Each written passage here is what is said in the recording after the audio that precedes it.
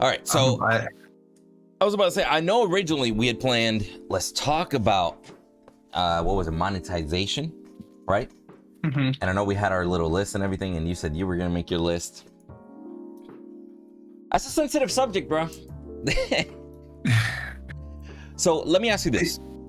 As a general, before we actually break it down, monetization wise in Fault, yay or nay?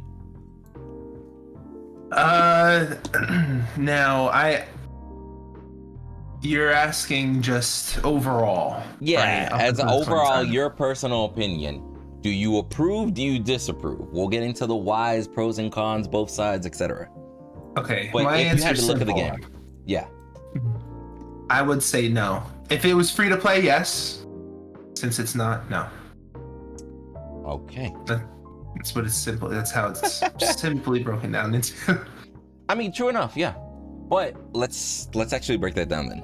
So I know that there's like realistically, when I made that list that I sent you about like different monetizational revenues, I guess you could say, there's actually been a lot of things done to generate money within the game in its own, right? We're not even talking about crowdfunding that was done in the beginning. We're not even talking about potential other funding. Like low key, when you look at it, I think that we should talk about skins first, because skins is arguably the most controversial way that Strange Matter is making skins right now. I mean, making money. Now, how do you feel about them selling previous skins or skins that were not made by them specifically? Let me put it that way.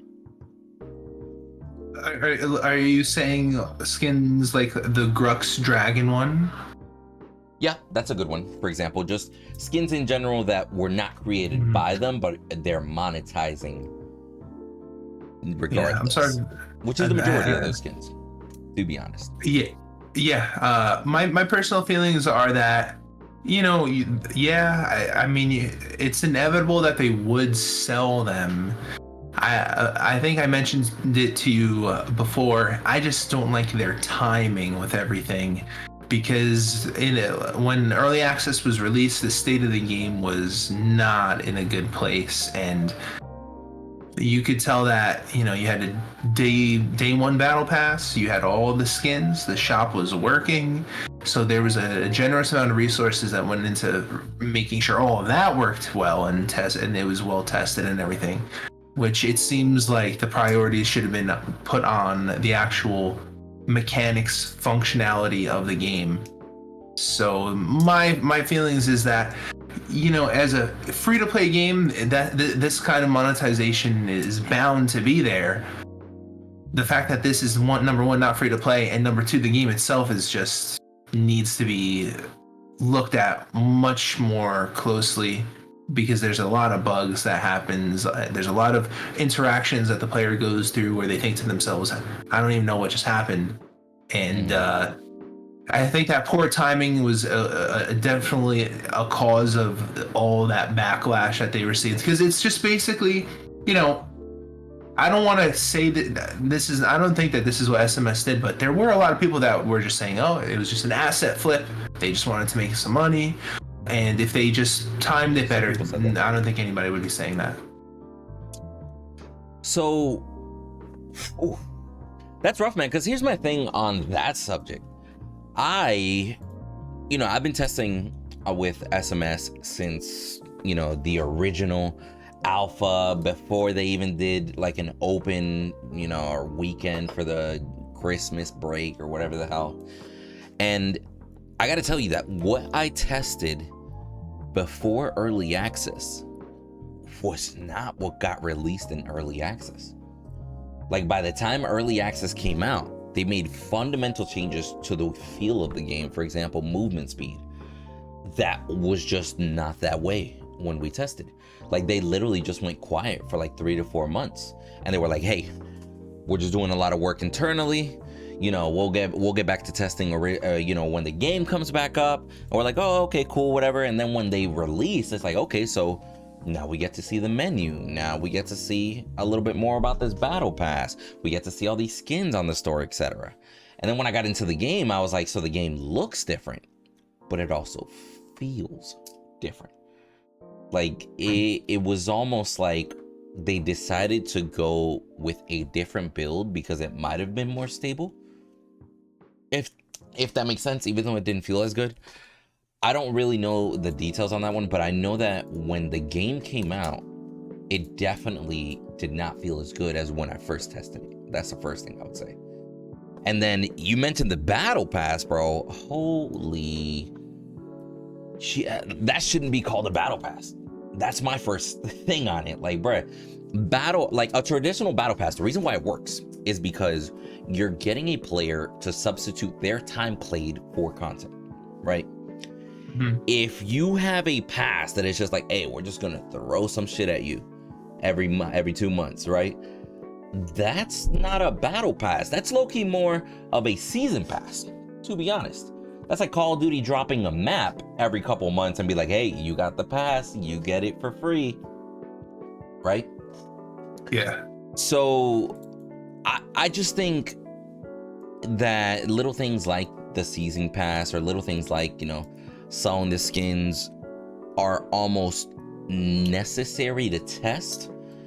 But like you mentioned, the timing, the fact that they threw it all at once, it did feel a little off-putting whenever it got thrown at you. Like, cause I'll be real with you, I don't want them to wait until the game is fully released to then be like, hey, let's try out this season pass, and then be like, holy shit, that might not be the best idea to do it that way, low-key.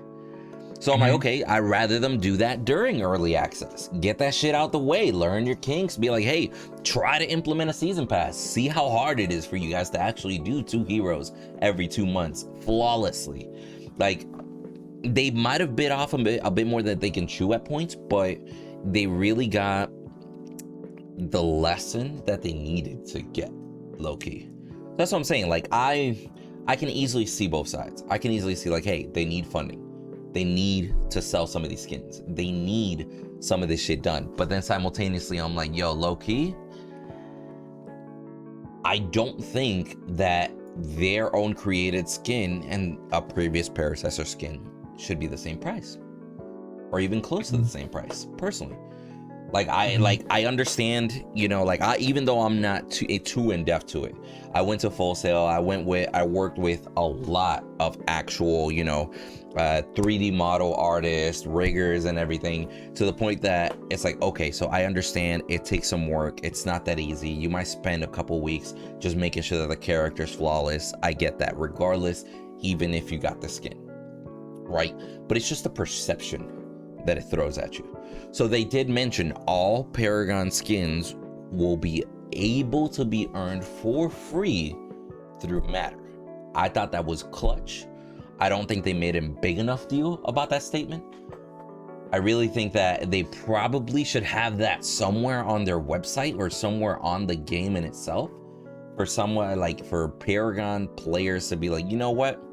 Okay, because I'll be real with you, some people might not even realize it. They're like, yo, I gotta pay 20 games and I gotta buy all those skins on top of that. It's like, fuck that. That's too much. But yeah. I don't know, man. Like, I just really think testing too much at once might have been the downfall. Because if we had all those skins and then here these first 6 months of 2021, they decided to test the season pass, it might have been perceived differently. TBH. Yeah, it was definitely a strange season pass. You know, you gain access to heroes for a week before other people, and I don't know. Yeah, it was. How do you feel about that? Well, for me, it's just bizarre. I mean, I'm with you in that I tested the game when it was closed beta, and you know, the feeling and the sentiment expressed was that it's rough around the edges, but you know, it's the closed beta and they're going to improve upon it a lot. And then early access came, and I was so disappointed. I didn't pick up the game until maybe 2-3 weeks ago, just because it felt like there was no progress made from closed beta to early access, which kind of mirrors what you said about how you felt as a tester. but for them to have, you know, from the closed beta to have the game in the state that it did, and then early access release, it had the store, the skins, everything that we spoke about, the battle pass. Yeah, I wish that they were a little bit more subtle about it, but I know that monetization is, yeah, you know, if you don't have the money for overhead, you're not going to have a business. But I don't know. I just can't help but feel also that there is only a limited amount of pie out there that they can get, and you know, every decision that you make in your business plan it matters. And if they, you know, they had crowdfunding, they had all this, you know, I hate to do this, but before Pred had any kind of funding, anything like that, we could look at what they were able to create with, and it was just, I don't know if you've gotten to test it, Windu. I didn't see anything about a store. I didn't see anything about a battle pass. I didn't see anything when I played Predecessor. I got in there. I was able to just get in the game, and you know, it worked pretty well. And the problem that I find with this situation is there's like this kind of responsibility placed on us as consumers. You know, it's like, well, you know, they need the money. How else are they going to stay afloat?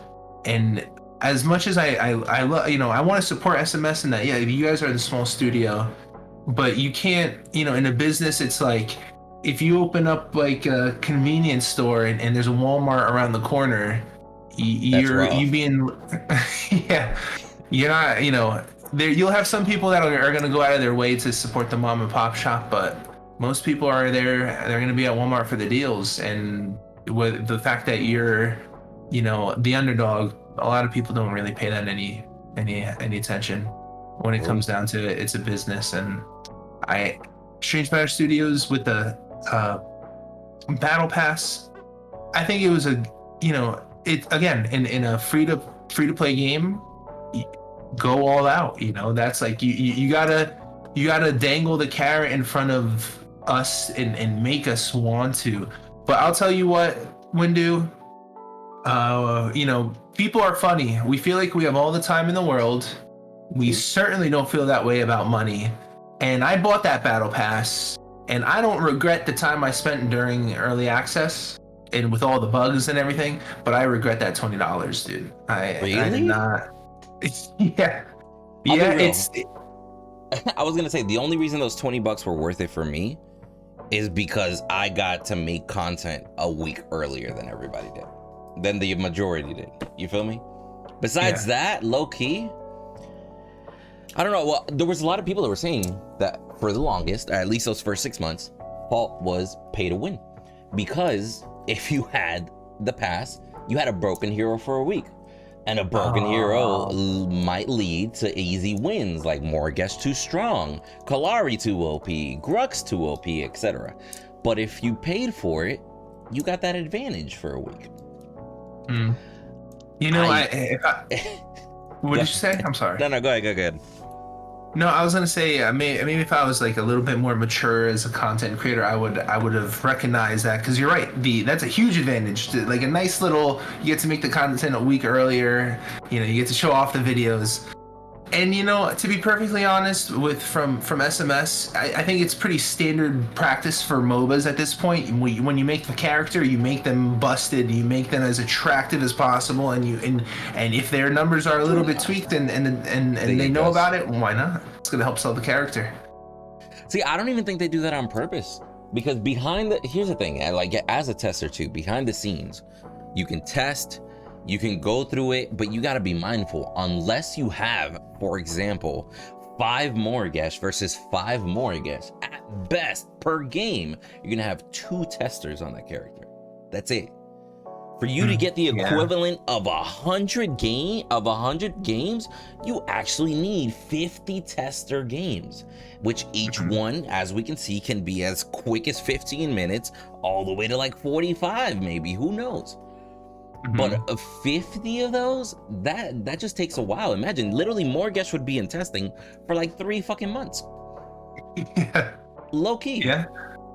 So I just think that they test it, they implement, and for example, like when I played Morgash, I was like, I'll be real with you, she feels good. I feel like her basics are a little too strong, but I don't think she's in a bad place, right? It wasn't until she actually came out, I got more matches with her, got to actual full build, because that's another thing too. You got to be mindful when you're in testing. You're not testing with like just random people, right? You're testing against these players that are on another fucking caliber. Like I go in there, I'm the dog shit of the lobby, and it's fucking crazy. Like you're in there and I was like, okay, I'll be real with you, I went positive against this individual laner in the solo lane. I'm just happy I went positive, low key. That person should have whooped my ass. And you might actually test, but you might not get to like 6 items worth of testing, depending on the match, right? You might actually just get to like 3-4 items because the match ended too soon.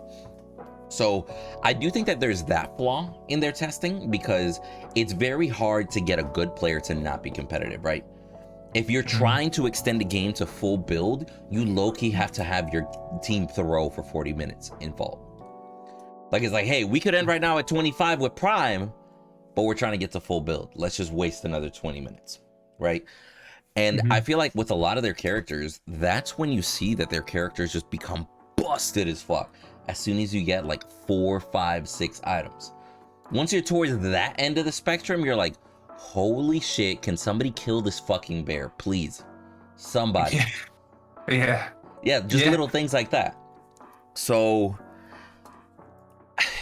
that and that's part of what kind of like I understand, but I also kind of wish they would have done the battle pass a little bit differently, because 2 heroes every 2 months is just a little bit of extended version of 1 hero every 3 weeks, right? Essentially, we're going to give ourselves an extra week and we're going to give ourselves more time. We'll just do 2 months, right? A little bit more testing. But for as small of a company as they are, I just personally don't think every 2 months is enough time for proper testing, personally. Unless they just ramp up testing and they got like hundreds of testing constantly. Like, for example, like an open playable test server, like a lot of these MOBAs do, like Smite, for example. Like, but that would be a totally different scenario, right? And it's kind of rough. I mean, $20 really isn't bad. You get to play characters a week early. On top of that, we got what, a total of 6 different skins? You feel me? And from that, we also got ward skins, which I was a little iffy about before, but I'll be honest with you, the last ward skin that got added are dope as fuck. And now that I see more variety in there, I'm like, okay, I'll be real with you. In Smite, I was definitely that guy that had a Goodyear tire as a ward skin for no fucking reason. In League of Legends, I got a fucking walrus with wings as a ward skin for no fucking reason. Like, I understand the appeal of it, right? It was just in the beginning, it might have just been too much to kind of just throw all this at consumers at once, right? But dude, it's just rough. I don't know. Like, I'm trying to pick a side whether I say yay or nay, but I almost feel like I'm leaning more towards yay, because I rather have them make these mistakes now, if that makes sense. It makes sense. I'm glad that they are making mistakes and learning from them. Let me ask you a question. So you're playing the game, right? Okay. You want to report a bug. Is it easy for you to do so? Do you even know how you're in the game right now as Muriel? You just experienced it. Do you know what menus? Do you know where it is? As a normal player, they will have no fucking clue. Yeah. Why? I don't understand. Well, and here's the thing. Like, I brought it up, and I never got a real answer to it. It's just like, why is it L? Like, what's up with the letter L? I've never used the letter L in any fucking game in existence. I might use M for map, right? But you're not gonna catch me and be like, bam, first thought, L to report. Like, no, bro, L because I'm fucking losing. Maybe, I don't know. Like, I just don't get it. I really, really wish that reporting were as simple as just hit escape, there's a report button since day one, right? Mhm. I just think that makes more sense from every possible logical aspect, right? Just having like the little button there. I also think, even though it might not, I don't know how much work it might be, but it probably wouldn't be too bad of an idea to literally just like at the end of every match, a feedback. Like, you know how it literally says you gain this matter, blah, blah, blah. Okay, literally just put a little text box on the bottom half of that and said feedback, just in the corner. People can give their feedback, whether it be something dumb. Like, I promise, I've seen reports. Like, I actually got a day where the testers, we go through every single report with the devs, and then we acknowledge, it's like, yeah, that's a problem, put that on the list. Or, you know what, I'll be honest with you, that person's probably just salty. This character's in a good spot, right? Like, I literally saw one time that said Gideon is teleporting everywhere, and that was it. And I'm like on purpose? Or like, is that like, does that mean that his teleport range is busted? The cooldown is busted? Is the motherfucker just lagging everywhere? Like, I have no idea what the fuck that means. So that's one of those reports where it's like, skip. We have no fucking idea. Let's go to the next one. Yeah. So, granted, there's gonna be some of that, but I actually think it would be a great idea to throw a report feature at the very, very end of a match, and then players that don't want to say anything just hit the OK and skip. Empty report. I don't think that would be bad at all. TBH. Yeah. Almost like force feedback. Yeah, a lot of other games do that too. You know, you'll have the, like, I think, what was it, Dota that did it? It's like, do you enjoy the match? And then you have like different, like a 1 through 5 star rating and stuff like that, and then you can get feedback on it. Yeah, and so part of the reason why I asked is because I tried to write a bug, but you know, you would think that they would be making it as easy as possible, because generally people, they want to click as little as possible and put in as little work as possible. But the reason why I bring it up is also, you know, I understand testing is, you know, it's a very difficult process, but for example, one issue, I don't know if you've ever run into this. You ever take down an inhibitor, and then there's like that little area where the inhibitor is, and you try to run up it, and there's like a little wall that you sometimes just like, like you just get stuck on the ledge and you can't go over it. Yeah, dude. So and that's been there for how long? And you know, when you die to it, when you're running away, and then all of a sudden you just get stuck, it's like the worst feeling in the world. And that happens like throughout the map. There's places where there's just like a little corner geometry that you're like getting chased. Yeah, you're getting chased, and you're like a little bit less than they got you, and then all of a sudden you hit the corner and you're dead. And that kind of thing, definitely, I wish they would. I don't know how high on the priority list it is, but I something like that, to me, that's been an issue for so long, I definitely would have preferred to see a little bit more focus on that than, you know, some of the listed monetizations that we went over before. See, and I'll say that I just think that, and I know that I mentioned this little phrase beforehand, but I really just think that Stream Matters is just living in their own shadow, or actually, let me put it this way better, just afraid of their own shadow, right? Because they literally live so, like, mindset wise, goal wise, they live so far out in the future. They make a lot of their decisions based on a future iteration or version of the game. For example, movement speed out of the core at 20 minutes. In the current game, current map, doesn't make too much sense. Like, it's like, okay, so at 20 minutes, my jump pads go down regardless of my T2s being up, and then I get movement speed for the rest of the game regardless. I don't fucking understand that. I don't understand the concept of it. Like, what the fuck is this? So a lot of the changes that they make are based on a new version of the game, new version of the map, or a new map in general that's all down the road, and they might see terrain bugs like that and be like, is it really worth just spending a few hours fixing the map, or would we rather spend those few hours improving the new map, because this old map isn't going to be here regardless, right? And I think because of mindsets like that, they're low-key neglecting certain areas of the current build because they're so focused on what's next. You feel me? They're so focused on where the business could be, they're not too focused on the right now. Like Strange Matter has publicly said before in Discords and stuff like that, which before I even say the sentence, I disagree with this. They corrected it later, but to publicly come out and say we're not worried about the current player base, that's not a good look from any company. It's not. Like, now I get it, you're not worried about player retention right now, you're focused on the core values of the game. Eventually you'll implement more player retention features when you get a bigger player base, free to play. When you apply proper marketing, you want to make sure that all that is set in place, and then that might be a concern, right? But there are a lot of individuals that can easily feel alienated by a comment like that. There's a lot of individuals that can just promote bad press because of a comment like that.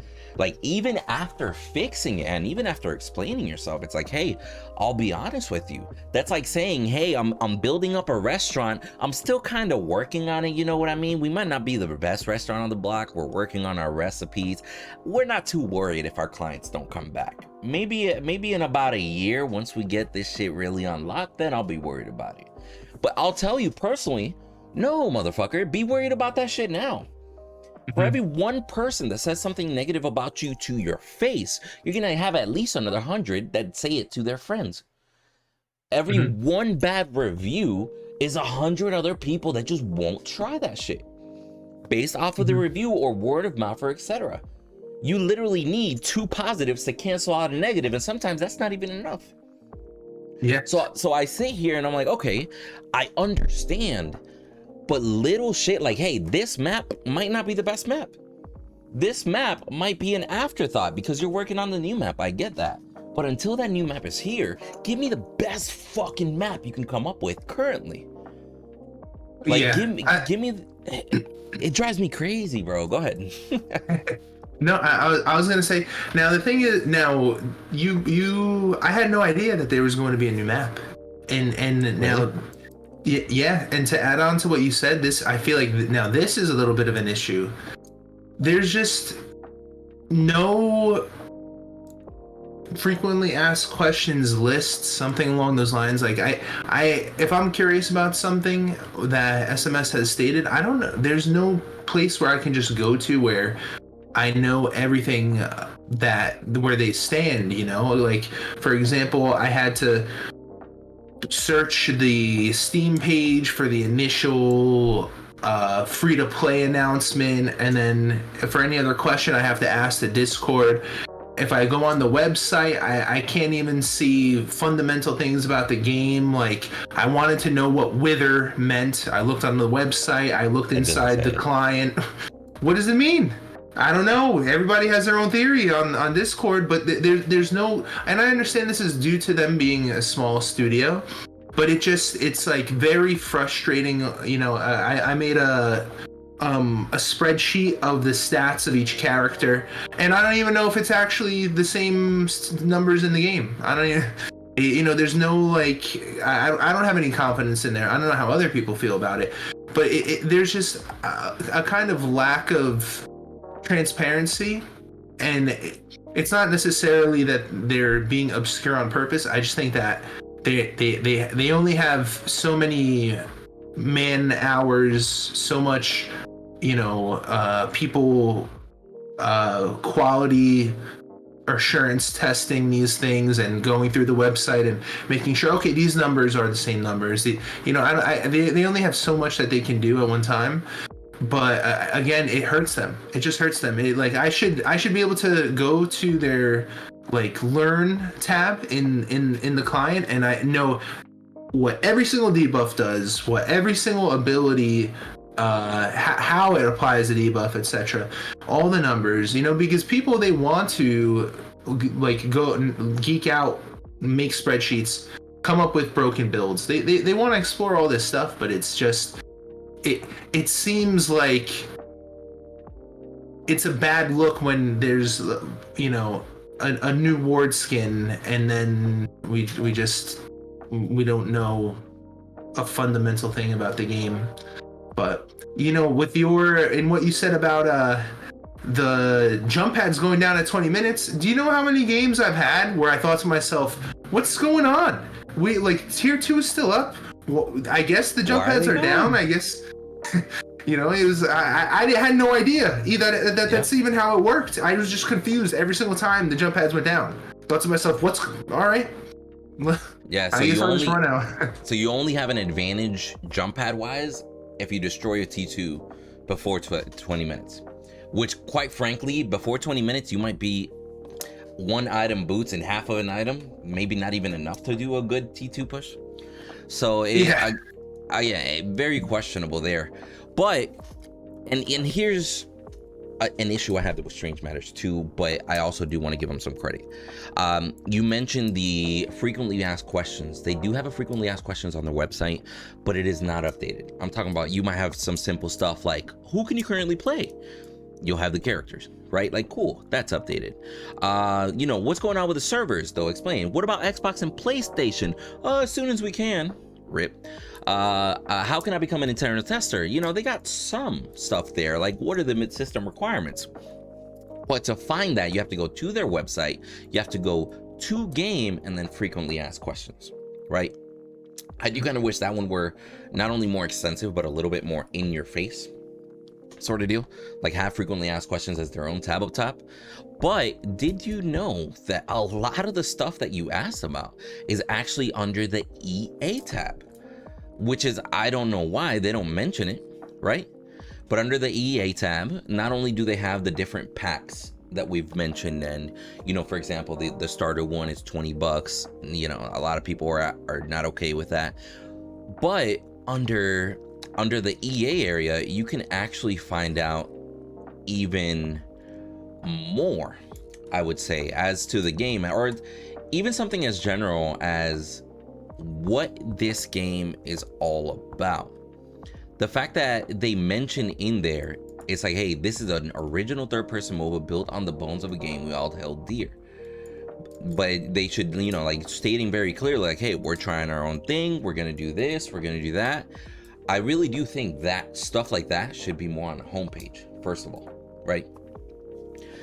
And I was gonna say, one of the things also is the fact that there's so much that they put on their website. Like, you didn't know about the 20 minutes, for example, the jump pads and stuff like that. You know where that is?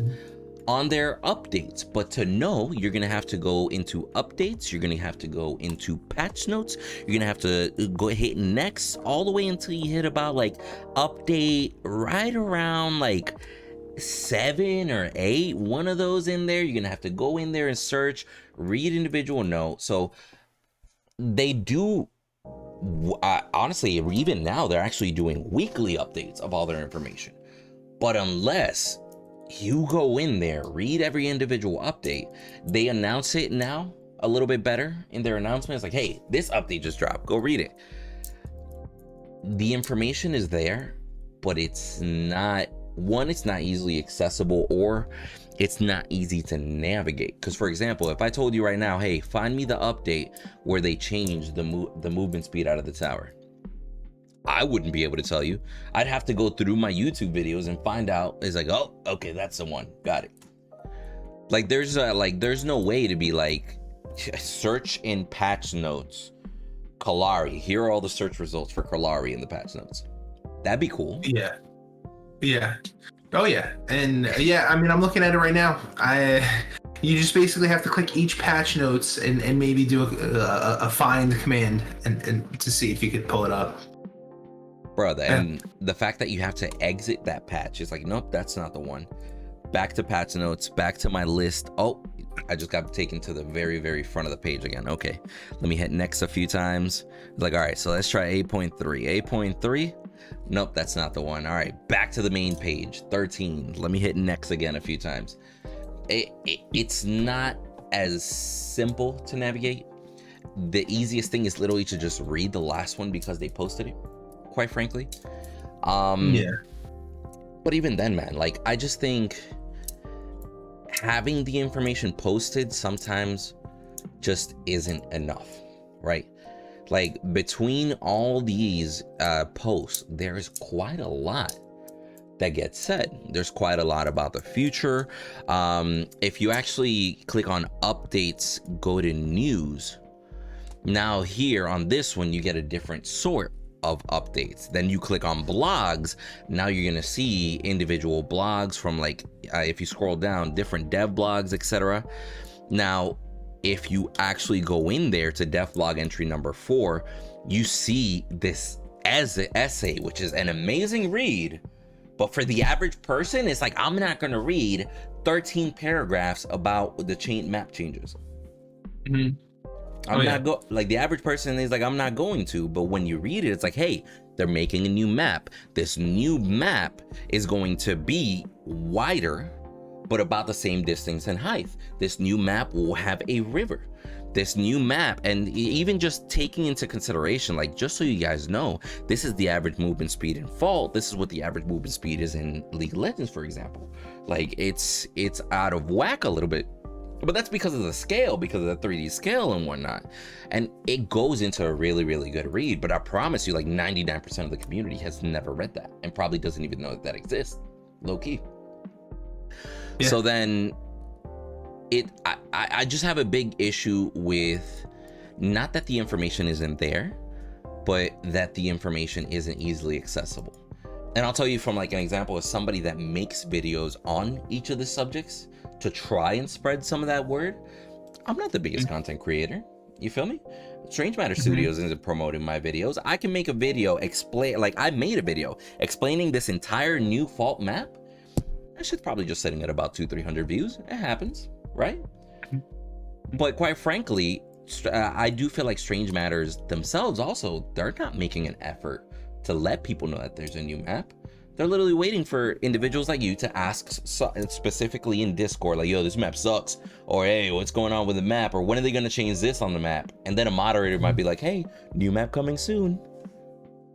Yeah. So go ahead. Yeah, I feel you. And you know, it's just, I don't know. We'll see what happens. I on this recent week's blog post, I don't know if you've read it. The first sentence: the team is working on multiple systems and features, and our main focus right now is player retention and new player onboarding. What do you think that is going to entail? So I have, like, a clear vision of what I think that means. For me, their new player onboarding and new player retention, the fact that directly below that they mention new video tutorials, I'm afraid that their new player onboarding that they're working on is literally just a new video tutorials. They might be working on AI and bot modes, but they clearly say here, they're like, hey, you know what? This is our main focus while we work on AI and bot modes. So I think by new player onboarding, they're just working on the tutorials. Could be more, could be less, who knows, right? And then as far as, oh, go ahead. I was just gonna say, I hope you're right that they're working on more than just tutorial videos. And then as far as new player, player retention, Cooch was actually the one that brought this up to me, and I think he might be right. I think their whole player retention attempt is gonna be to do a Twitch drop event. It's like, hey, we want you guys to stick around. We're gonna have this new content idea. We've been working on a few skins. Let's throw in 1 or 2 skins. You can earn them through Twitch. It's gonna not only boost our Twitch numbers, but it's gonna get people to want to keep playing the game because they're gonna have new skins to want to play and grind for. And even though I'm not opposed to content being the way of retention, because I'll be real with you, I'm definitely that player that I'm like, hey, skins win games. I'm a purple Muriel. That's it, bro. We're winning duo. Say less. I'm purple. That's it. So I get it by all means. And I really do think content is arguably one of the best ways to draw players back. Let's be honest. We all saw Destiny pull that shit for years. We saw Destiny die the fuck out. New expansion. 80% of players are back. Fucking crazy. Yeah. About a month or two later, they die out. Next month, new expansion. Bring them all back. So content gets people to come back. Content gets people to stay. But as far as player retention, worth mentioning also, they keep talking about a mastery system, but they don't tell us when. Mastery system is huge on player retention. I gotta grind fucking hours to get the skins that I want. Hours, goals, however they decide to do it, right? I think, and I hope, that the bigger mastery system is what they're working for. Because they mentioned we're gonna have a Twitch drop event in June. There isn't shit that I know of happening in June. And I mentioned this in the last partner panel video. There isn't shit happening in June besides my birthday that I know of. Low key. And I know my birthday ain't a special event to them. Shit. So there's got to be something happening. Either we get new skins, maybe they're introducing the new map in June, maybe they're introducing the mastery system. So I'm really hoping that some sort of event happens in June for them to do a Twitch drop. Because if they're doing a Twitch drop without any new content, without a new map, without a mastery system, without something that's worth the Twitch drop, I don't know how many people are actually going to participate in a Twitch drop just to grab a skin that's been in the game already for a while. You feel me? Yeah. They might already have all their favorite skins or their favorite characters. Absolutely. Yeah, continue. I'm sorry. No, you're good. Hey, you're more than welcome to interrupt me at any time, bro. I talk like a storm. But the part that worries me the most is that, for example, me as a partner, I don't know. You feel me? Mm-hmm. And if you think about it, sink that in as essentially, because right now a partner really just feels like a spokesperson. Mm-hmm. Like we're literally the ones for the Subway commercial at this point. That doesn't mean we have anything to do with the company. That doesn't mean we know anything ahead of time. It's just when there's shit to show off, hey, $5, that bullshit. That's it. Mm-hmm. So it worries me because I can't, like, even though I trust in their direction, I can't necessarily just vouch or give information. Like, people look to individuals like me that it's like, hey, when is this game coming out for PlayStation? When is the game going to be free to play? When are they going to release the next hero? Windu, when's the next item? Oh, are they going to do anything about this bug? I'll let you guys know when I know.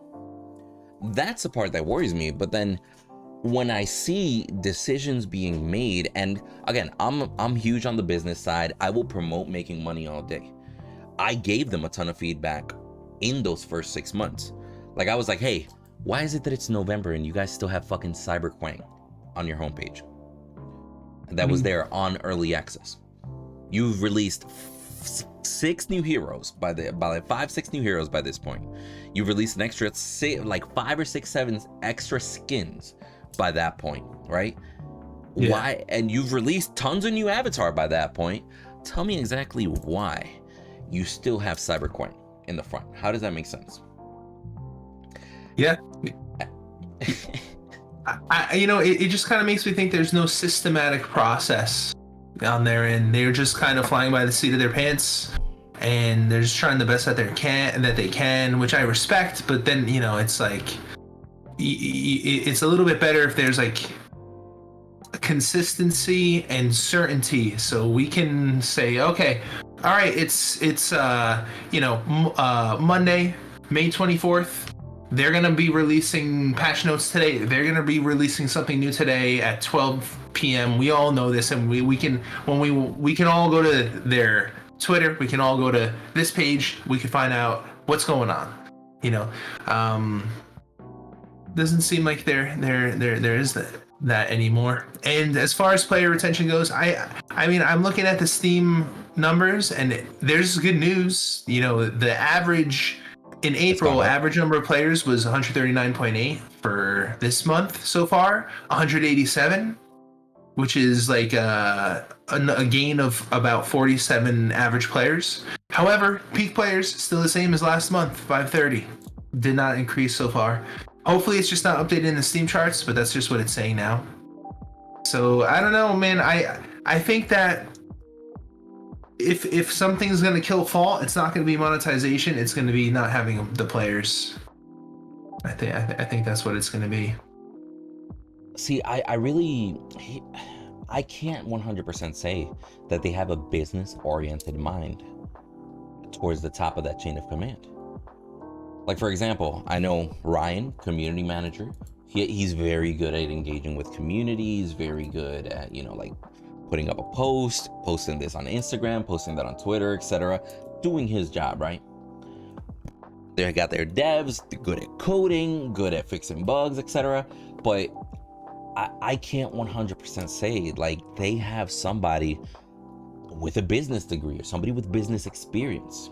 You feel me? Oh yeah. Like the fact that I had to go in there and I'm like I gave them feedback. I'm like, so first of all, whenever you go into your store to buy the coins, the way it used to be, imagine this, imagine the dollar amount, like let's say $4.99 is big as fuck on that screen. And then directly below that it said 5,000 coins or 500 coins or whatever. And I was like, guys, you're doing that shit backwards. You're supposed to make it so that what the customer gets is big, flashy, in their face, and then make what you get small but clear. That's a reason why it's like, hey, sign up with us. You can get a brand new iPhone for $2.99 deposit at the bottom.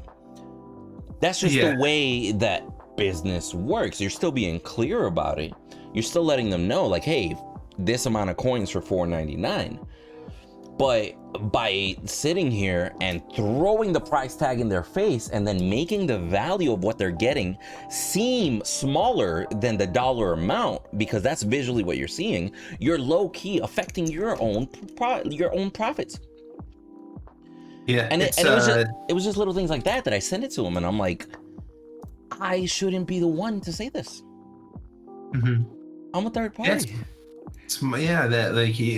don't know if they have a person dedicated to marketing, but you have a good one and a bad one. Like, say you have two and one's good, one's bad. You know the difference. It shows in the work. But yeah, I don't know that what you bring up, that wouldn't be the first thing that they presented very poorly. It wouldn't be the first thing. By the way, yeah, go ahead.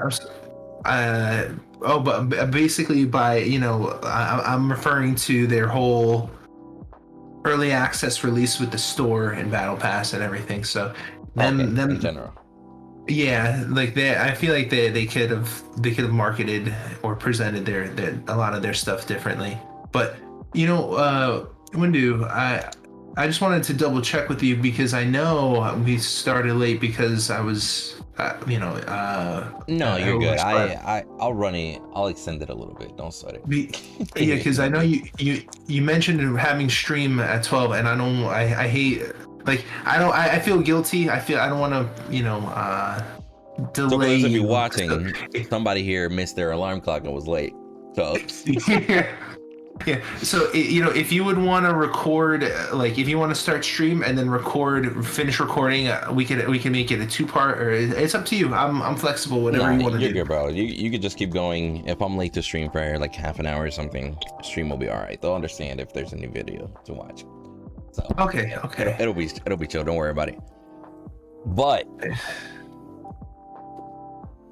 how do you feel about Strange Matter still being the only, like you mentioned, technically mom and pop game at this point? Yeah, I mean, that's what they are. Well, I agree a little bit there because they don't have a big investor behind them. They're still kind of doing it on their own, but it's impossible to really know or determine anything. For example, if you compare Dota and League, a lot of people, it was a common thought that people would say Dota is a superior game in terms of how, like, skill ceiling and things like that. Okay. But League is just more popular. There's just more people playing League, and even in the scenario where Fault is, say, they have the superior game with mechanics and everything, there's more people playing Predecessor than technically Predecessor is the winner.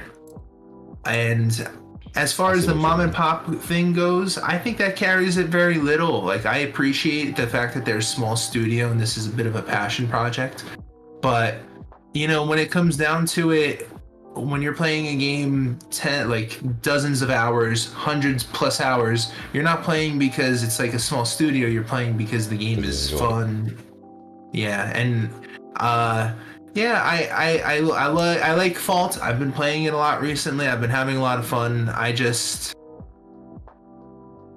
don't know. It depends if Predecessor comes out with like a really, really nice, fast-paced, bug-free experience. It's I just gravitate that way. Yeah, who knows? I'm gonna approach both fairly and then see which one I have more fun in. That's what it boils down to.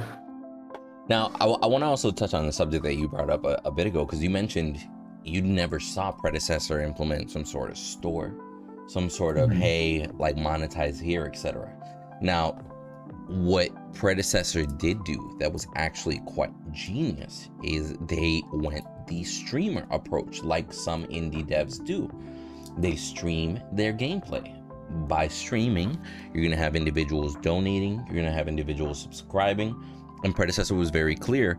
Every bit of donation and subs that come through in that channel are gonna be aimed directly towards the game. To give you an example, what it was, it took only about a month and a half, I think it was, and the Predecessor and Sergeant Smokey turned into a partner on Twitch by streaming Predecessor. Nice. Only about a month and a half, and I'm talking about you could sit there daily, count, an easy, probably like 50 subs a day coming in. You could easily see, like, hey, we have a donation goal for a server, $400. Somebody comes in, here's a 400. Oh my God, okay, all right, so donation goal for number 2. 2 people donate, 200 each, bam. Okay, I guess we're going for server number 3. And through Twitch, they were able to not only market their product, not only get community feedback, but also fund at least the initial parts. That's why they didn't have an Indiegogo, for example. That's why they didn't have anything like that. They literally used that to piggyback themselves until getting them to the point of presenting to investors. Whereas if you look at Strange Matter Studios, they took a completely other side of the approach, more towards the NDA side. We're not showing what we got. We're not showing our testing. We're gonna have specific weekends or like a week that we're allowing everybody to show it, but then everything else is behind closed doors. We're not showing anything, while Predecessor was literally on a daily basis showing how they're creating their game, what they're changing. Do you guys think Murdock's push should stun? Do you guys think he should push further? What do you guys think about the camera position, etc.? So a big reason why Predecessor was very well received by the community is because it was heavily affected by that community. I'm talking about, it's Smokey per day might have got 10% work done, but that 10% was almost 100% community based. Because he'd be working on something, and as he's working on it, he'd look over at chat and be like, you guys don't like how that buff gives that buff? Yeah, maybe it's a little bit too much. Maybe doing this might be a better idea. What do you guys think? Yeah, that's probably what we'll go with. Let me write that in the notes. So it was very organically constructed. So that might be why it's more well received. Again, having that early funding that they use without having to ask for it was actually very, very smart.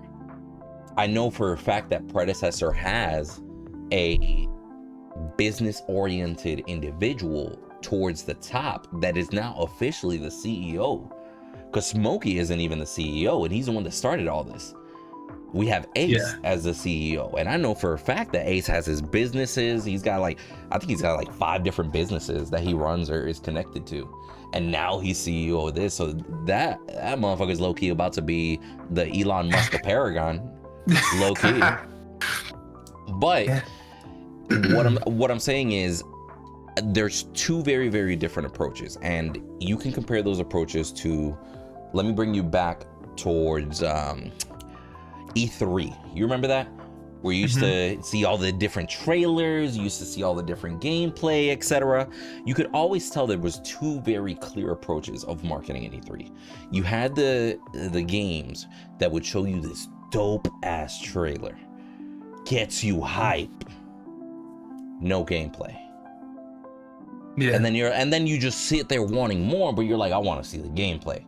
And then there were the individuals that were just straight like, hey, we're only showing you first world reveal gameplay and letting you judge based off of that. And now they might have not tried to generate hype, but they're trying to let the product speak for itself, right? So I definitely more towards the beginning. Now we've seen a change in Strange Matters after all this monetization has been implemented. But Strange Matters towards the beginning was definitely trying to stay more towards the, hey, we're just going to show you the gameplay, right? And then as they entered early access, they've transitioned more towards the, we got a dope trailer on the 6th. Wait till you see Decker and Grimm. And then when Decker and Grimm are in, then overwhelming feedback, good, negative, etc. But that's more of the marketing side that they're taking now. Whereas to Predecessor, for example, Predecessor went from showing every single day gameplay to now only showing gameplay every once in a while. Now they're coming out with bigger and better changes, but they're still gameplay wise. Let me ask you this: what's the last Predecessor little commercial or hype video that you saw? Oh, about the UI reveal. That was the last that wasn't big a video. Update. Oh no, not a video. It wasn't even a video. Yeah, it was just like just a picture, a blog post. Just a little update. Yep. Yeah, and then when have you seen a Predecessor video hyping up anything? Dude, I don't even remember the last one. I don't. It's been so long. I don't think they ever have, to be honest. The only thing I ever saw from them was Alpha this day, just to advertise. That's the only video I ever saw. And I think that's why they might be so well received. Because if you have a blind date, and that blind date, your homie's like, yo, she's gorgeous, 10 out of 10. When you go, you're gonna be mind blown. The restaurant, amazing. Chandeliers everywhere. You're gonna have a waiter coming up to you like, would you like some wine, sir? It's gonna be amazing. And then you get there, you're so hyped up, you're like, yeah, this is probably a 7 at best experience, low key. And then the girl's a 6, I'm gonna be honest with you. But if you came in there without any expectations, like, I'll be real with you, if it's better, if this whole experience is better than a 3, I'll be happy. And that shit ends up being a 6 or a 7, you're like, yo, blew my mind. Literally 200% better than I thought it was gonna be, or more. And I think that's a big difference. You're right. We're all pretty much starved for Predecessor content at this point. They've been so quiet. Not any kind of big announcement or any kind of hype building since the reveal of the UI, and I can't help but feel like they were just prepping for early access release, like the next big hype thing. They know they have us at the edge of our seats. We're waiting. We want to hear an announcement, and they're doing a good job. They're doing a good job kind of stoking that fire, because right now if Fault says, oh, we're gonna release the master skin tomorrow, you'll have some hype people, but the thing is, it's kind of like we've been in tune with Fault for a while now, that they're not gonna be able to like create an uproar quite like Omida can at the moment. And because of their own doing. yeah, oh yeah, absolutely. It's the difference in approaches, and I didn't even know about Omida's Twitch and those days. It's rather impressive to get partner that quick, to be honest. So they definitely have a lot of eyes on them. So that's for sure. Whereas Smokey within the week literally went from, you know what, I'm gonna start streaming my while I work on this. Within a week was already averaging 150, 200 viewers. Yeah, that's consistently. wild. And that's just because they're, considering the Paragon player base, that's actually a really small amount too, but considering that we're individuals that, and there's still individuals to this day that are like, hey, what do you need? You need $3,000? All right, bet, here's 3,000. I want my game back. Low key, because they love Paragon that much, right? There's still individuals out there like that. And again, I don't know if this is in the works. I don't know if Strange Matter Studios has a person like this, like we mentioned, right? But I really think that having a business-oriented individual there, making those decisions, like somebody might say, hey, this will be a cool skin to drop, let's do it. And then the business individual says, wait, let's do it this way because it's better for not only perception, but profits. You get me? Like if they can make a cool decision, a smart decision that's beneficial for them and well perceived by the community, I really think they need more individuals like that, or just an individual. Like I know in Predecessor, Ace is that guy. Like Ace was the one that was like, hey, if I were you guys, I would do this. Bam. Like if I would, like, honestly, as far as these news, let's release it this way. Bam. Because that's just not just on the marketing side, but it's a business oriented decision. You feel me? Oh yeah, 100%. And the thing is though, I do think that whoever the business guy at Strange Matter Studios is, forgive me, I just think he's making the wrong decisions. That's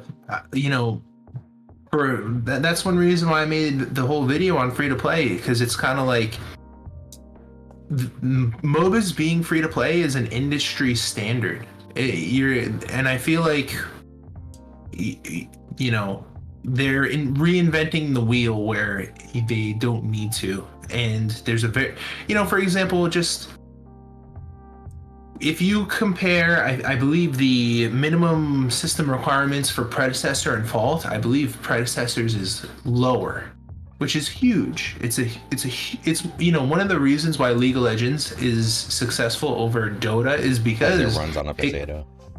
Exactly. And it's just little things like that I don't know if Fault is taking into consideration. It's like the technical debt on their project. Are they going to be able to minimize those system requirements? It's going to be a huge factor moving forward. Did they consider this from, the start of development? I don't know. There's so many questions, no answers, but with whoever the business decision maker at Fault is, I don't know. I disagree with them strongly, and I'm confident that whether they're successful or not, like we're gonna see like whichever product survives and deserves to win, and I'll say with Strange Matter, I wish you guys all the success, although I disagree with a lot of your decisions. But, who knows? Who knows? The future is unpredictable. I was going to say, so let me ask you now that I actually have you on the conversation based off of the free-to-play, right? Because the argument could be made that they're just trying to follow in Paragon footsteps, right? Because they're so attached to being a Paragon successor, or based off of Paragon. And they could be like, well, Paragon had founder packs, Paragon was paid early access, Paragon wasn't free until 2.5 years deep into production, so why can't SMS do it? Playing devil's advocate. My simple answer is, well, if you want Paragon results, you're on your way there. That's how I feel. Damn, that's a strong ass sentence, bro. That's a strong ass sentence. Yeah, to be fair, you don't try to replicate a failed project. Simply put, You just try to take the best of what they've done and discard the mistakes that they've done. You try to learn what they learned without having to go through the actual problems caused by it. And I don't know if they consider that, because I think that there's an advantage to being the successor to Paragon, but it's a double-edged sword, and I don't know if they're still trying to capitalize on that. I think it's been too long already. Everybody knows Fault. Everybody knows this, the players that are the spiritual successors, and I think it's like Fault. Now it's time to step towards the Fault's path. Like, Paragon is one thing, but you gotta forge your own future. I don't want them to go the way of Paragon. I don't. That means they're gonna die. But we'll see. It's up to them. It's up to them to make the decisions necessary. They're gonna do what they feel is vastly important, and we'll see how it works out for them. I don't think that they're quite there yet, but who knows? I hope that they prove me wrong.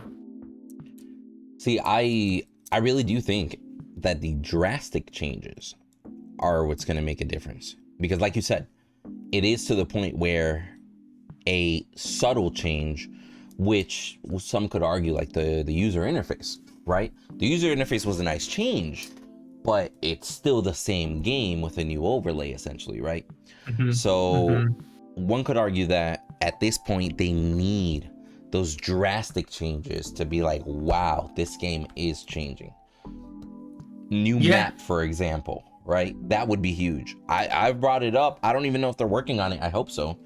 New objectives, new Orb Prime, new Fangtooth Raptor looking thing. Like I'll be real with you. I've mentioned it a million times. I'm tired of looking at the Harambe Prime for the past 5 years. Yeah. Low key.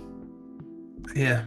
So I think big things like that could not only create the momentum that they need, but also create that separation, that distinction that would make it like, hey, Fault is doing Fault things.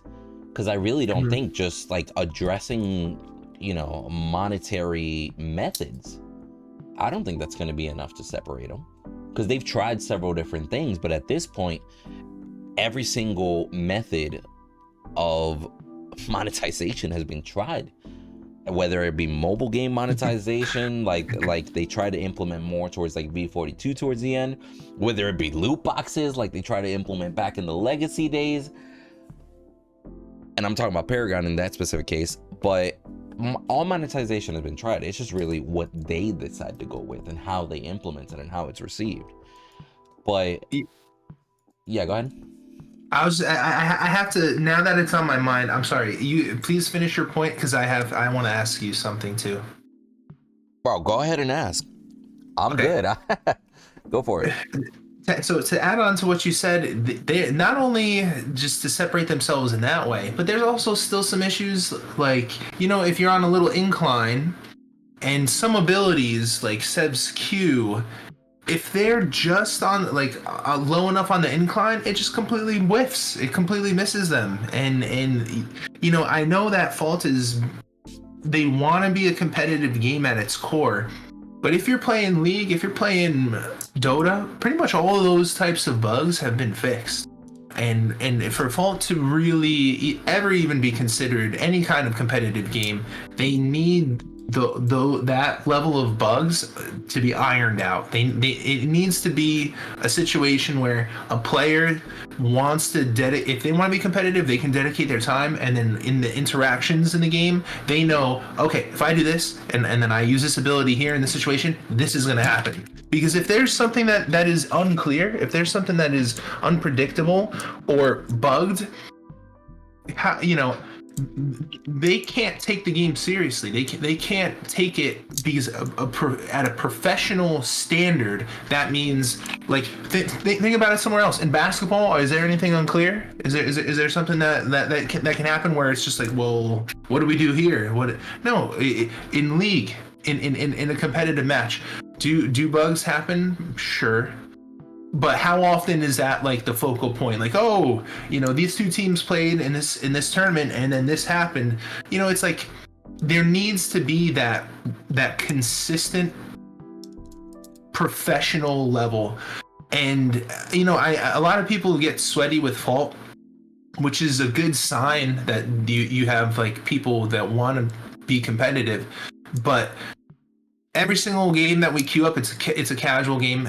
You read it right there. It says like casual Fault, and I just hope that Strange Matter, you guys really refine it up to a point where it can be legitimately competitive.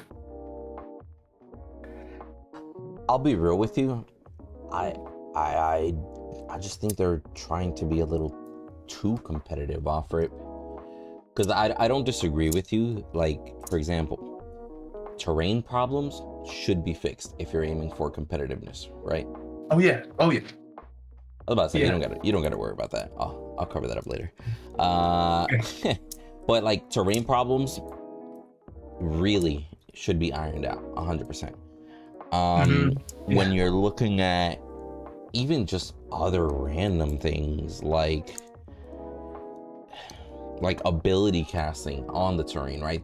That's more of a terrain issue, but that's also because since they're doing a 3D environment, they now have to account for vertical implications as well, which just gives them a whole nother thing to worry about. But I really do think that MMR is hurting the game right now. Like skill-based matchmaking, I think it's 100% hurting the game. You have good players forced to create smurfs just to get games because they can never find matches. You have new players having their experience affected because now I'm a new player. I don't know 100% what I'm doing. I'm going to be paired with either other new players or experienced players in a smurf. So it's either somebody's going to get shit on or nobody knows what we're doing. The toxicity goes back and forth, etc.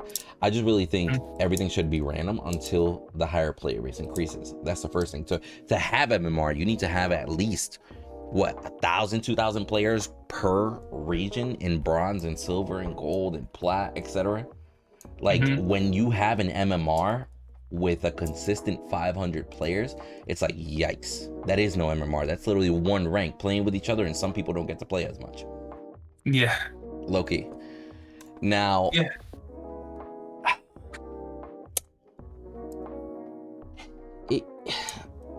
I sit here and I think, and I'm like, yo, again, I wish I could just ask the devs, why was this decision made? Explain it to me. Explain to me why. What is the benefit of this decision? Why this decision over others, right? And the dev blogs and the updates that they started posting, they now explain why they're making current decisions. For example, you mentioned new video tutorials. There's a paragraph as to why we received a lot of feedback in our past videos, etc. I like that. That's good, right? But there's still an overall picture here that we as a community are almost less informed. How do you feel about the early access shutting down for a month and then coming back up a month later with updates, as opposed to consistently letting people play the way it is right now? Because early accesses, even if it's paid, can still have on and off periods. Yeah, I mean, since it is, if it was free to play, I would say by all means. It's like, the thing that I have an issue with is now you have people who paid $20 to play the game. Yeah, and paid $20 for a week. Yeah, so if you take it away, it's gonna most likely have some kind of backlash. What's that? Oh no, I was saying more than likely, because even though it's an early access, and even though they mention specifically like, hey, you're funding a game and you just get to play it while we work on it. The fact that it's on the Steam store, the fact that people have to pay, they don't give a shit that it's early access. To them, it's a game they bought on Steam, unfortunately. I agree. Yeah. It's You know, early access, that tag has been dragged through the mud by AAA studios. It doesn't mean what it once did. And if you paid $20, you expect a game to play. And I got really flamed for this on when I would bring it up, but $20 about a week ago, you could get Doom Eternal on sale. Can you imagine? It was like $19.39, something like that. Doom Eternal on sale for less than the price of Fault. And that's a fully fledged product. You got 12, 13 hours of single player in there, bug free, good story, great action, $20. And then you spend a little bit more money for Fault.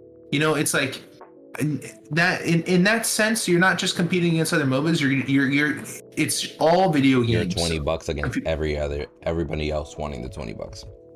Yeah, exactly. And there's no possible way I could ever justify to anybody that, like, oh, you could right now for $20, and you probably the sale is probably over for Doom Eternal, but you could buy Doom from 2016 for $20, and it's the same thing. Fully fledged experience, no bugs, fun game, great single player. That is a good argument, a rough one, because you could do that with any game. Like, hey, go get the mid-tier version of Rainbow Six Siege for $20. Yeah, and so when you put it in that light, that's another reason why I think Fault is shooting itself in the foot for this little bit of income. I don't know. I think that, like, at this time, if you don't have the money that you need for development and all that, I don't think you're ever gonna have it. I seriously believe the player base. This game is going to live and die by the player base, and every day that passes is a day we're closer to the inevitable hype and release day of Predecessor, when they are free to play. They're early access and everybody gets their hands on it. Every moment now is getting closer and closer to that. I mean, it's rough, because when you put it that way, $20 is $20, right? Like, I definitely understand the funding. So do you think they should probably just, in that case, open the doors to other sources of funding? Because I'm sure they've been approached, or I'm sure that the natural marketing that they've tried to create, I'm sure it's drawn some eyes, right? Or they can do like what Predecessor did, go towards an investment group and they find investors for you. Yeah, I mean, they would have to spend a lot of time like pitching to investors and make some kind of attractive case. To be perfectly honest with you, I don't know how Predecessor did it. Like, for them to receive that much money, with the product and with what happened with Paragon, I don't know how that meeting went. It's beyond me. I'll tell you this, it's actually not as difficult as you might think. Because think of it like this, there's venture capital groups out there, right? There's literally companies. Their job is to raise money for projects. You just hit them up and say, we got a game. That company knows nothing about a previous game. Likeliness is there might be some investors out there that have never even heard of Paragon. There's a lot of people that have never even heard of Paragon, right? But they're the ones that pitch everything. They're the ones that you're literally getting paid to find investors. And they'll literally go in there and say, hey, we have this new project that's up and coming. They don't even mention the other competitors because they don't have to. You get me? Like, they talk about the MOBA market and what really matters. Hey, these are the top contenders in the MOBA market. We have League of Legends, we have Dota, we have Smite holding like a small 18% of the market or something like that. Our goal is to disrupt this market with some new technology, something not only that draws people in, but will keep them captivated. Imagine mixing a third-person shooter with a MOBA, 3D elements. Look at this beautiful map. The strategy of a MOBA mixed with the beautiful environment of Gears of War. All you guys have to do is invest in this project. Right now, we're only valued at 10 million because it is a startup. Currently, we're only raising 2.2. We're only giving out 22% of the company. How much would you like to have of this company? Yeah, you get me? Like, it's not as hard as it may seem. And then for investors, it's like, hey, you're telling me that I can low-key just be like, all right, so 2.2, okay, so here's 100 grand. I now own 1%. If this shit blows the fuck up, I mean, no, realistically, nobody would probably do it for 1%, which is the part that worries me. Like most investors, angel investors, etc., they're not gonna be like your average Robin Hood, I'm buying stock, like one stock at a time. You feel me? They're gonna be like, yo, I'm not getting anything less than 5%. I'm not getting anything less than 10%. So to raise 2.2, that more likely means that they gave out a good little chunk of the company for a startup. Because that's how it is. You're not worth as much, you gotta give out more. As your value grows, you can then at that point, you can be like, all right, so we sold 2.2 for 30% before. Now, all right, we're gonna do another round, 2.2 more, but you're only gonna get 12.5% now because our value's gone up based off of what we provided. So it's not as hard as it may seem, right? But at the same time, it really is one of those things that it just comes down to devaluing your own portion. And the problem with investors, which you kind of touched on, I've touched on, is the fact that when you don't control majority and you don't provide numbers, like, because here's the thing, let's say you're giving me benefit of the doubt. I'm doing it my way in the restaurant. I got my investors. If my way didn't work our first fiscal year, you best believe those investors are going to have something to say. And if you're not making the investors happy, it comes down to one out of two things. Either you're no longer going to have investors, or the investors can low-key be like, I'm the one paying for this shit, get him the fuck out. Put somebody in that seat that can produce results. That's as simple as that works. And that's arguably why you saw back in the Paragon days, the lead developer in Paragon changed 3 fucking times in 2 years. Because at the end of the day, it doesn't matter if somebody has the best vision. It doesn't matter if the small community is having a fun time. At the end of the day, it really comes down to, are the investors happy? How are they happy? Are they getting a profit? If somebody gives you 2.2 millions and you're like, hey guys, I'm happy to announce that in a year and a half, I've been able to give you guys $100,000. That project ain't gonna keep going. Low key. Yeah. You know, and with Predecessor, we can have like a nice golden age, right? The game's released, it's amazing, everybody's having fun. And then there may come a time where we just get hit out of nowhere. Like, why did Predecessor incorporate this? Why did they put this into the game? And on their end, it might be due to investor pressure. It could be the best game ever, but if it's not making the money, then they're in trouble.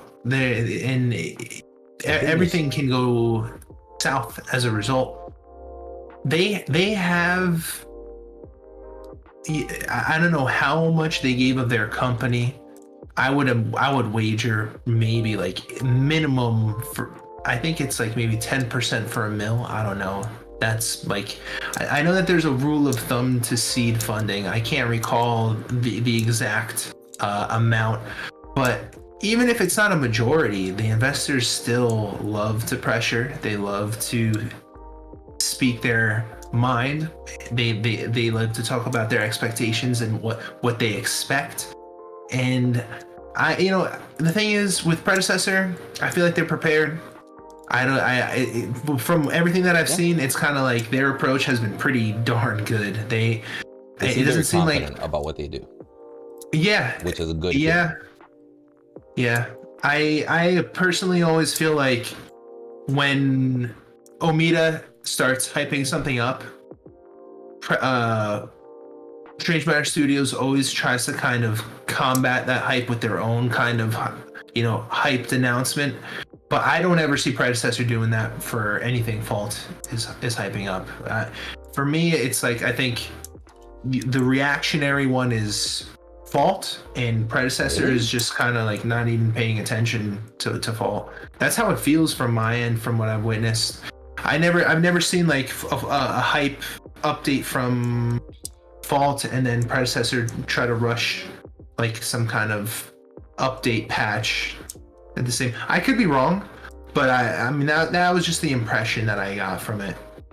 See, before they went quiet, I actually thought Predecessor was literally just doing reaction shit. Now, it might have not been that way. Maybe it just lined up on coincidence, right? But for example, Predecessor Alpha a week before the Fault Early Access on the weekend. Second weekend, the same weekend that Fault Early Access starts. So now their numbers on Steam, on everything, are affected by Predecessor. Not only that, we're going to give you guys something to try at the same time and compare them two side by side.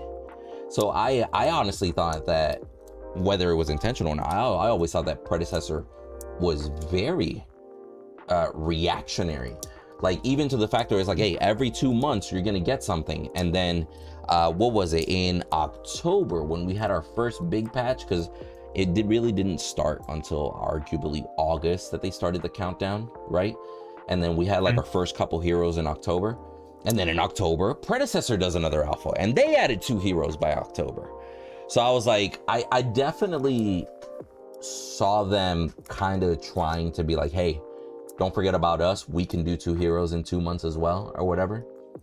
But ever since they've gone quiet, at this point, they're just kind of doing their own thing, right?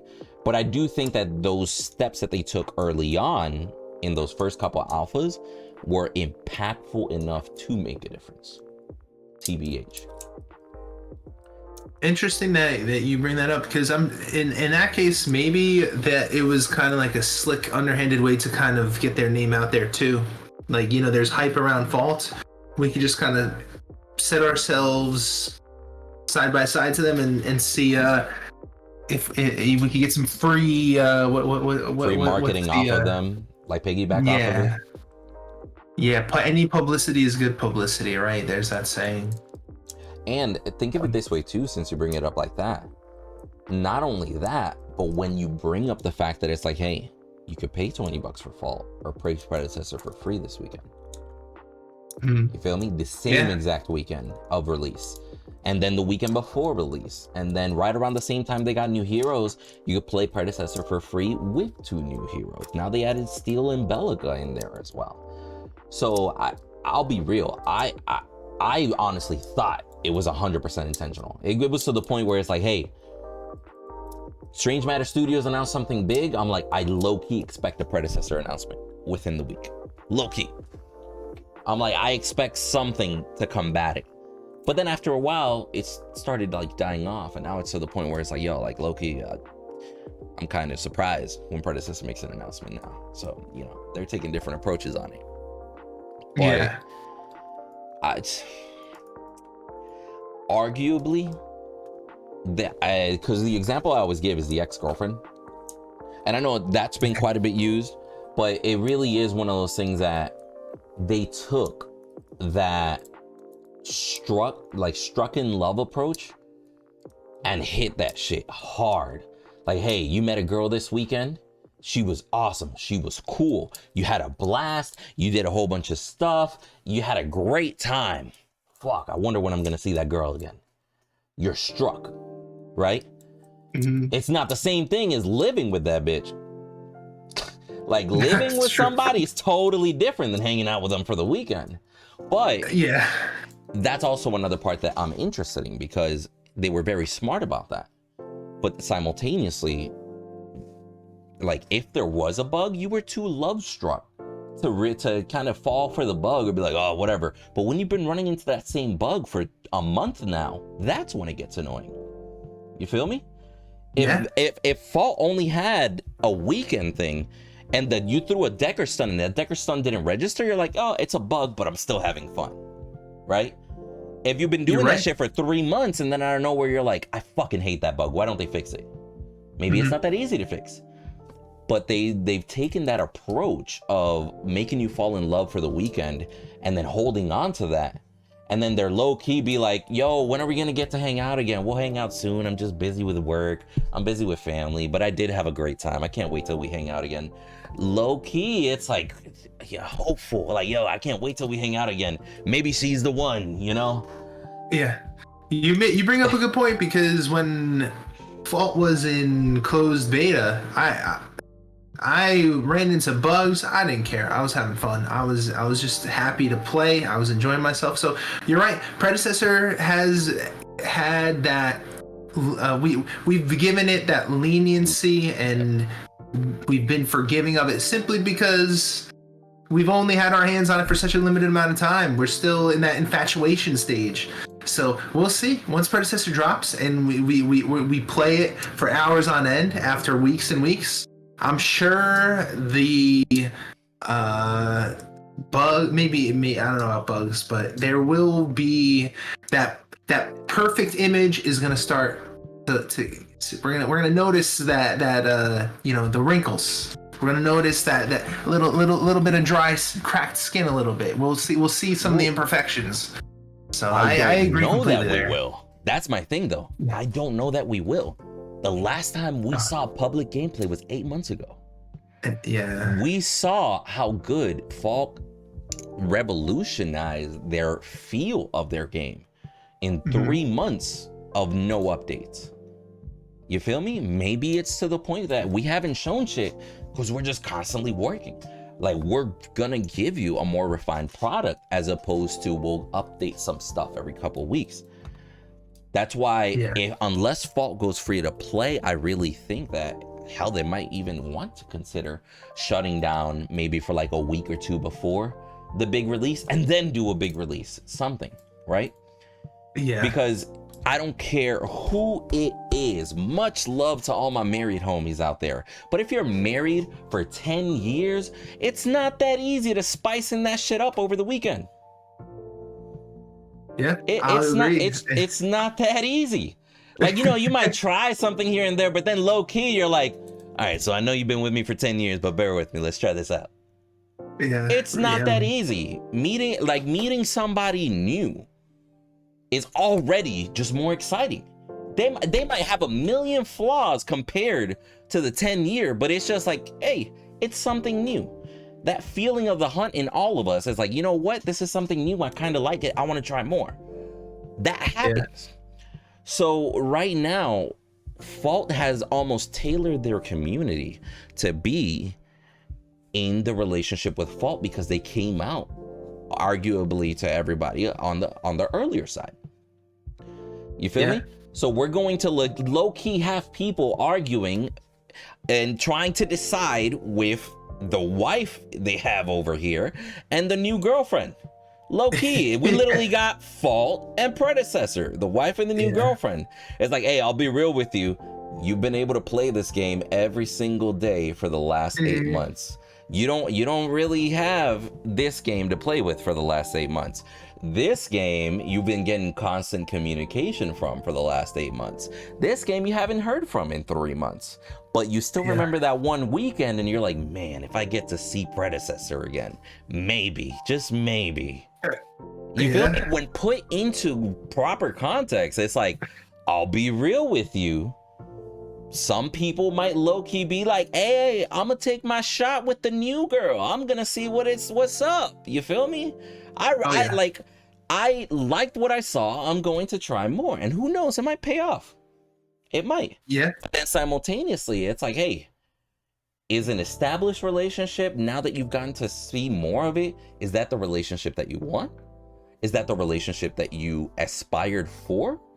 Is it better to go with a safer relationship? Bro, I'm not Dr. Phil up in here, but I'm just saying these two companies are low-key acting like that one dream girl and a wife. Low-key changed my mind. Yeah, I mean, I'll say with the gamers, especially ones that are playing Fall, most of them they'll drop the Fault wife for the mistress Predecessor in a heartbeat. Just for the novelty, just to try, just to experience. It's gonna happen. And that's why I tried to emphasize to Strange Matter Studios, build your player base, because that mistress is tempting. And you guys are in for a storm, a little bit of a storm. Like low-key, and this is just, hypothetically speaking, if Predecessor comes out swinging hard, Predecessor's stable, Predecessor's fun, let's say Predecessor is, for a lot of people, what they've been looking for, right? Again, it's going to take either a major change to go back to that ex-wife, or low-key, the ex-wife is just going to have to look for a new player base. Yeah. They're going to get the divorce, and then the player is going to marry the mistress, and then that's the end of that tale. And you bring up a great point, because having an established player base is huge, especially if you go free to play, for example, because you have an existing dedicated fan base that's larger. Like, you feel me? You have those people that are low-key married to the game, and even when they try it, they'll show a bias. It's like, hey, you know what? I had a fun weekend, but I got my bae at home. Yeah. You're gonna get a lot more of those if your player base is larger. You feel me? Like, having that 500 peak is not a strong number whenever you got a new girl on the block. Yeah. So I mean, don't disagree there. Yeah, and you need to only look at history. When Fault released, what was their peak? 2,000? It was something. 2,950. And that was with an affected player base. Yeah. And so, listen, people are hungry for this kind of game, and you can rest assured, they gave Fault the chance. They're gonna give the same chance to Predecessor, and at the very least, Windu, some exciting times before us, I think. Right. I'm excited. Right. Yo, I just can't wait. I can't wait to what these companies say, what they do.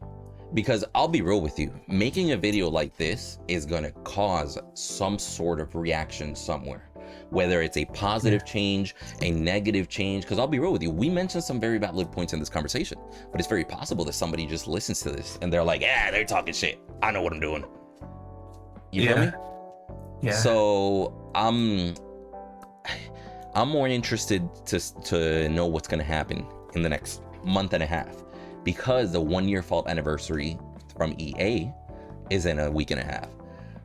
The official Predecessor alpha that was good is in about a month and a half.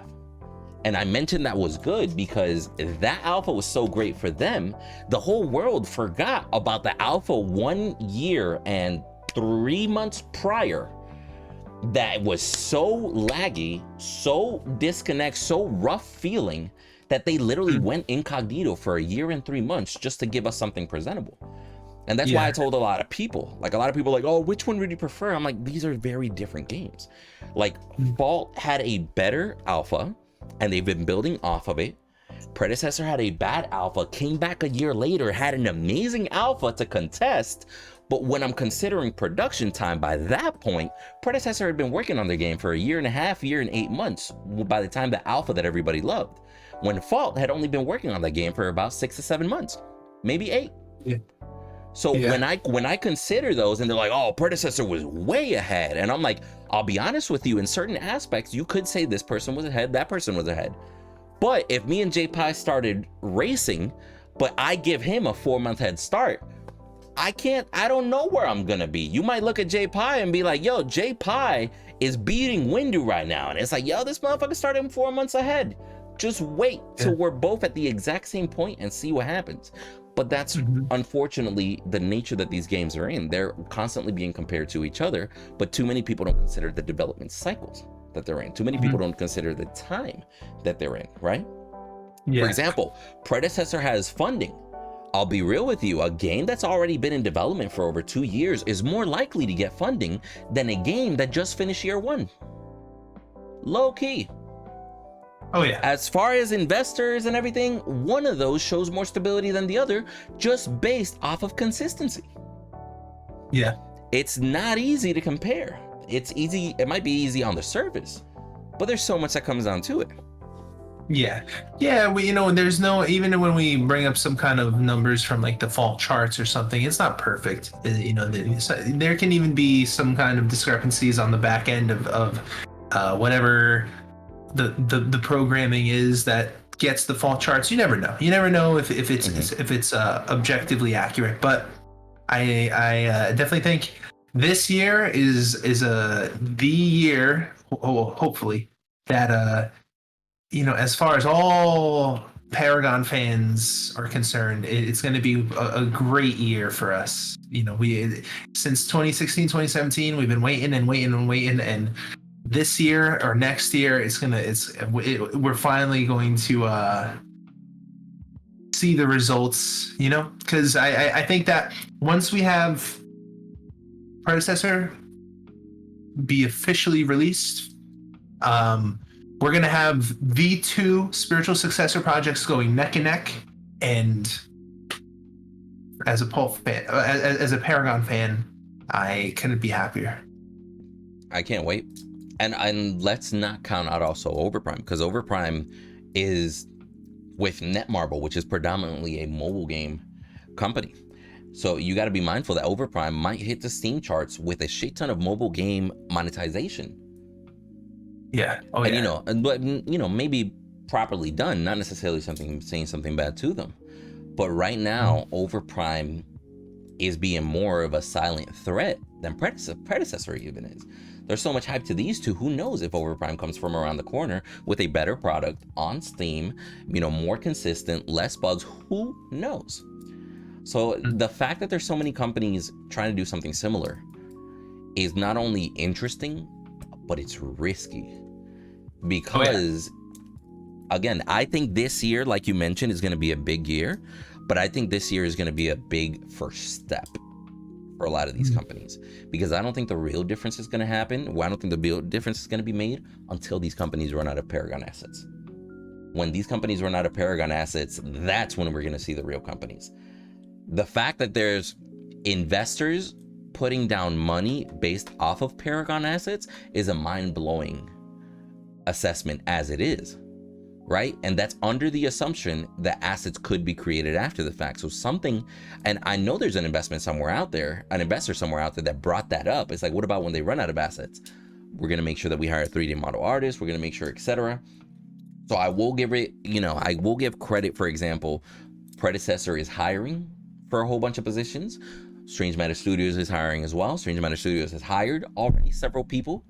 As far as Overprime goes, I know that being part of Netmarble, they're getting partnered with other studios. For example, they're getting partnered with the same studio that did the 7 Deadly Sins mobile game.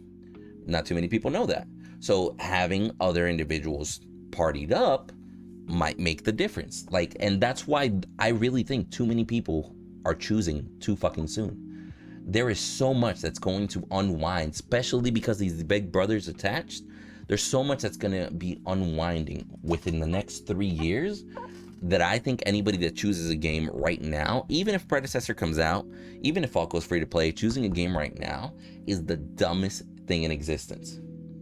Personally, that's like again, back to the girlfriend example. That's like choosing a girlfriend when you've never even been to her crib. And then you go over there and they're like, how long has that plate been sitting on that counter? Yeah. You don't make decisions like that. I understand a lot of people are reluctant to team this, team that. I vote here, I vote there. It's okay to have your favorite, right? But closing off one of these options is very narrow-minded. And I'll be real with you. We're going for a while, so let's probably cut it here. We'll leave it on that note, because I know that note alone is going to probably get spicy in the comments. But everybody, go follow Jpie on his YouTube. This man has 2 little subscribers. I actually caught him streaming on Twitch the other day, so go follow his Twitch too. I'll make sure all those links are down below. And quite frankly, bruh, what happened? Dude, thank you for the shout out. It was fun chatting with you today. Can't wait until our next conversation. And everybody, please leave Windu a nice comment. He's a great dude. Nah, chill. No, but it's just, I'll be real. It's not often that you get to have a good conversation with somebody that actually has a little bit more on leaning on the business sense side of things. You know what I mean?